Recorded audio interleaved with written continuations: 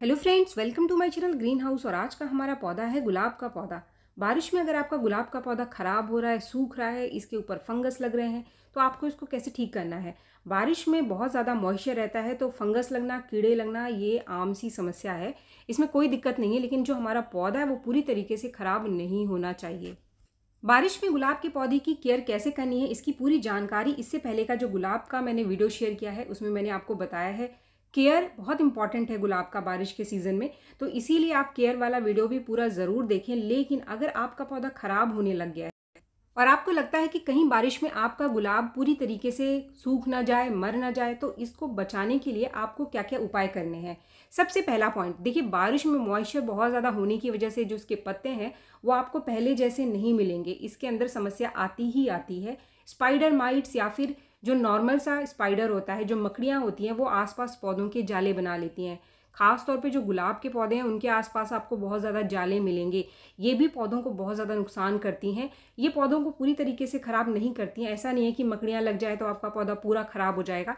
बस ये पत्तों को ख़राब कर देती हैं, जिससे जो पत्ते हैं वो बेजान से हो जाते हैं। उनके पीछे पाउडर सा जमा आपको दिखाई देगा, या फिर जो पत्ते हैं वो पीले पड़ जाते हैं।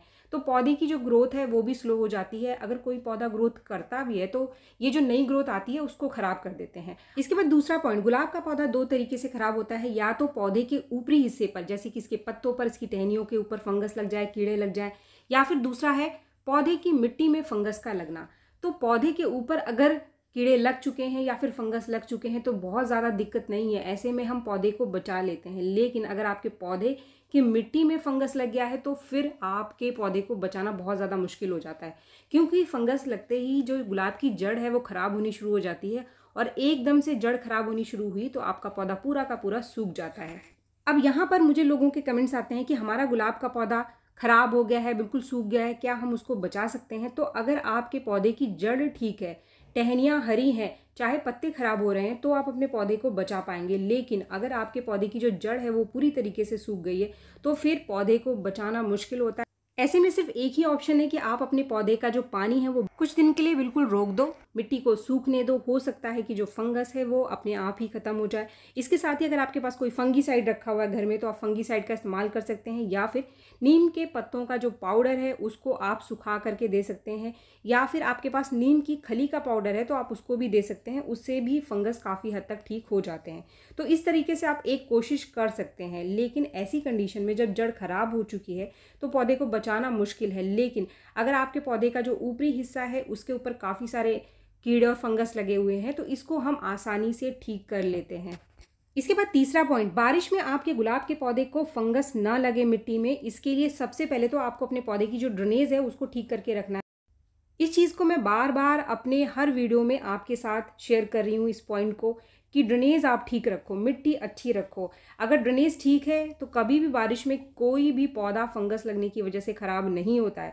अगर किसी वजह से आपके पौधे का जो पॉट का छेद है नीचे का वो बंद हो गया तो उसको आप ज़रूर से ठीक कर लो, वरना जो पौधा अभी भी आपका ठीक है वो आगे भी ख़राब हो सकता है, क्योंकि बारिश अभी अगस्त तक चलेगी। तो इसीलिए ड्रेनेज ठीक करना बहुत ज़रूरी है। पानी किसी भी वजह से नहीं रुकना चाहिए।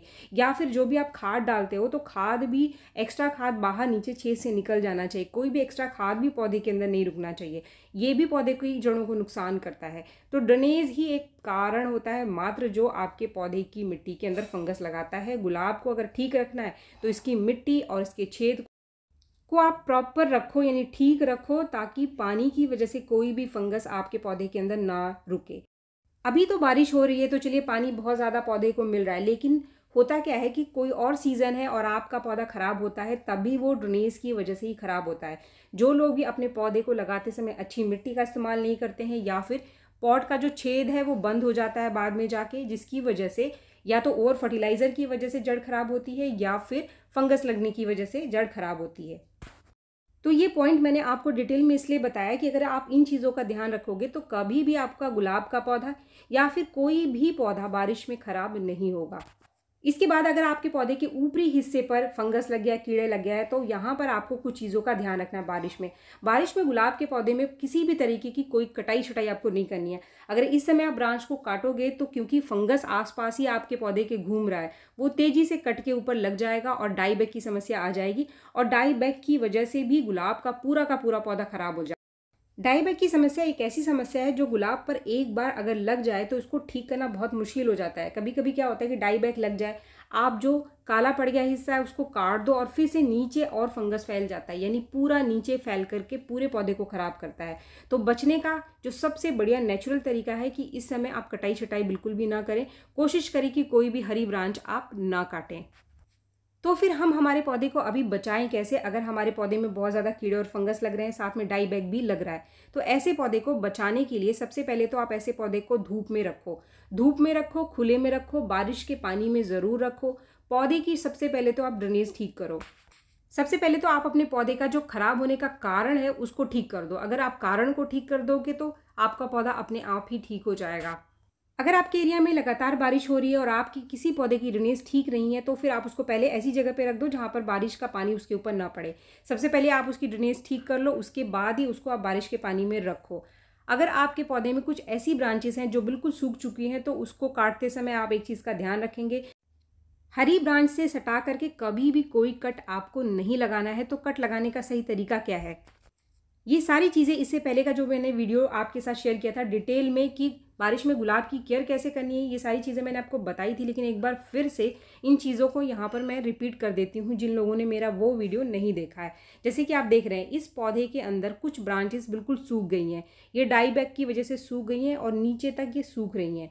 तो अब ये जो मेरी ब्रांच सूख चुकी है, इसको काटते समय मैं कम से कम 1-1.5 इंच का गैप रखूँगी सूखी ब्रांच और हरी टहनी के बीच में, कुछ इस तरीके से। जैसा कि मेरे इस पौधे के अंदर जितनी भी ब्रांच सूख चुकी हैं उनको मैं थोड़ी दूरी से ही कट कर रही हूँ। अब इसका इलाज हमको कैसे करना है, जैसे मेरा ये वाला पौधा है, इसके अंदर काफ़ी दिन से ग्रोथ नहीं हो रही है, मैं इसकी ड्रेनेज ठीक कर चुकी हूँ, इसकी जड़ बिल्कुल ठीक है, टहनियाँ इसकी हरी हैं, बस काफ़ी दिन से ये कोई ग्रोथ नहीं ले रहा है, उसके पत्ते भी काफ़ी ख़राब हो रहे हैं, इनके ऊपर कीड़े और फंगस लगे हुए हैं। तो अब शुरू करेंगे हम इसका इलाज, और इलाज के लिए यहाँ पर मिट्टी में जो चीज़ मैं डालने वाली हूँ वो है नीम खली का पाउडर। मेरे पौधे की जड़ बिल्कुल ठीक है, लेकिन फिर भी इसकी मिट्टी में मैं नीम खली का पाउडर डाल रही हूँ ताकि फंगस इसकी मिट्टी में ना फैले। अगर आपके पास नीम खली का पाउडर नहीं है तो फिर आप नीम के पत्तों को सुखा करके उसका पाउडर बना करके डाल सकते हैं। यहाँ मैंने सिर्फ 1 चम्मच नीम खली का पाउडर लिया है इसके अंदर डालने के लिए, और मिट्टी को सुखाने के बाद मैं इसके अंदर डाल रही हूँ। आप मिट्टी को थोड़ा सा सुखा ज़रूर लो, बिना सुखाए मिट्टी में आप अभी काम मत करना अगर आपका कोई पौधा ख़राब हो रहा है तो। इसके साथ ही अगर आपका कोई पौधा ख़राब लगता हुआ आपको दिखाई दे तो कभी भी उसके अंदर फर्टिलाइज़र मत देना। फर्टिलाइज़र देने से आपका पौधा ठीक होने की बजाय और ख़राब हो जाएगा। हमेशा उसी पौधे को हमें फर्टिलाइज़र देना चाहिए जो कि पौधा हमें ठीक ठाक दिखाई देता है, जो ग्रो कर रहा है, हेल्दी है। अगर कोई पौधा हेल्दी नहीं है तो सबसे पहले उस पौधे को आप ठीक करने की कोशिश करो, उसके बाद ही आप उस पौधे को खाद दो। इसके बाद पत्तों के लगे हुए कीड़े और फंगस को ठीक करने के लिए यहाँ जो चीज़ मैं इस्तेमाल कर रही हूँ वो मैं इस्तेमाल कर रही हूँ नीम का तेल। नीम का तेल आप कोई भी ले सकते हो, जो भी आपको मिल जाए। अगर नीम का तेल नहीं है तो यहाँ पर क्या करना है वो भी मैं आगे इस वीडियो में आपको बताऊंगी। तो नीम का तेल लगभग 1 चम्मच के हिसाब से आपको लेना है, लगभग 1 लीटर पानी में। जैसे ही आप नीम का तेल पानी के अंदर डालते हो तो आप देखेंगे कि ये जो तेल है वो पानी के अंदर घुलता नहीं है। तेल कभी भी पानी के अंदर घुलता नहीं है। तो तेल का इस्तेमाल हमें सही तरीके से करना कैसे है ये भी कुछ लोगों को पता नहीं है। अगर आप सोचो कि सीधे पानी के अंदर आप तेल डाल के स्प्रे कर दो तो फ़ायदा आपके पौधों को नहीं मिलेगा। जैसे ही आप स्प्रे करोगे ये जो तेल है वो पत्तों से नीचे गिर जाएगा। अब इसको घोलने के लिए आपको इसके अंदर मिलाना पड़ेगा कोई भी लिक्विड साबुन, चाहे जैसे कि आप डिटॉल ले लो, डिटॉल नहीं है तो शैम्पू हम सबके घर में होता है। आप शैम्पू की कुछ बूंदें डाल करके जब इसको आप घोलोगे तो फिर ये जो तेल है वो पानी के अंदर घुल जाएगा। अब ये सही तरीका है नीम के तेल का इस्तेमाल पौधों के ऊपर करने का। इसको आप किसी भी स्प्रे बॉटल में भर करके अब हम हमारे पौधों के ऊपर स्प्रे कर देंगे। मेरे जितने भी पौधे जिनके ऊपर मुझे कीड़े और फंगस लगते हुए दिखाई दे रहे हैं उनके ऊपर मैं इसका स्प्रे करूंगी। इसका स्प्रे करते समय एक चीज़ का आप ध्यान रखना कि बारिश ना हो रही हो। अगर बहुत तेज़ धूप है तो तेज़ धूप में भी आप इसका स्प्रे ना करें। सुबह के टाइम आप इसका स्प्रे कर सकते हैं, पत्ते हल्के से सूखे हों तभी आप स्प्रे करें। अगर उनके ऊपर बहुत ज़्यादा पानी है तो आप स्प्रे ना करें। बारिश होने की संभावना अगर आपको लगती है तब भी आप स्प्रे ना करें, वरना जो स्प्रे करेंगे आप तो इसका जो असर है वो एकदम से धुल जाएगा पानी के साथ। तो ऐसे दिन में आप स्प्रे करें जब लगता है कि आपको भी बारिश नहीं होगी, 2-4 घंटे या फिर 1 दिन, तब आप इसका स्प्रे करना। स्प्रे आप लगातार 2-3 दिन तक कर सकते हो। ये किसी भी तरीके से नुकसान नहीं करेगा आपके पौधे को। बस जो मैंने आपको पानी में डाइल्यूट करने की मात्रा बताई है उसका ध्यान रखें।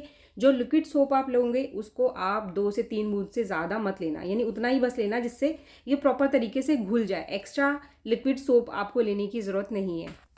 अब ये जो मिट्टी आप देख रहे हैं इसके अंदर मैंने पानी नहीं डाला क्योंकि मिट्टी ऑलरेडी काफ़ी मॉइस्ट थी पहले से ही।